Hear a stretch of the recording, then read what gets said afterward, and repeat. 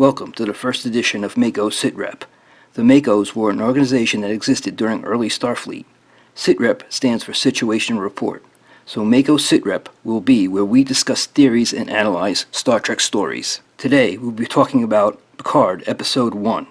The purpose of this episode is to establish the setting, introduce new characters, reintroduce old ones, and get the plot moving.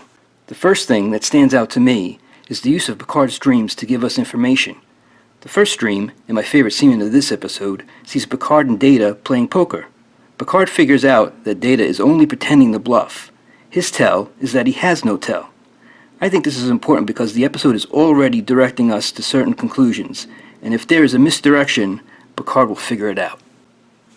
They are interrupted by an incident on Mars. This is where we get a history lesson. Picard made it his purpose to evacuate the Romulans to Mars. Many, including those at Starfleet, balked at dedicating resources to an enemy. Androids, now called synthetics, sabotaged the effort. This leads to the ban of the synthetics. This is also where we get some political allegory Star Trek is known for. You could see some parallels here to the border crisis. The setup seems to make Starfleet the bad guy, and we're supposed to believe Picard would quit Starfleet, accept the ban on synthetics, and be resigned to old age, which is where we find him. When Picard wakes up, he comments, "The dreams are lovely, it's the waking up I'm beginning to resent." This reminds me of the Wrath of Khan, where we find Kirk celebrating a birthday while moping around because he was forced into a desk job. After some quick research, I found Kirk is 52 in Wrath of Khan, and goes on to one of the best adventures of his life. Picard is 94 at the set of this series. The good news is that in the year 2399, 94 is the new 52.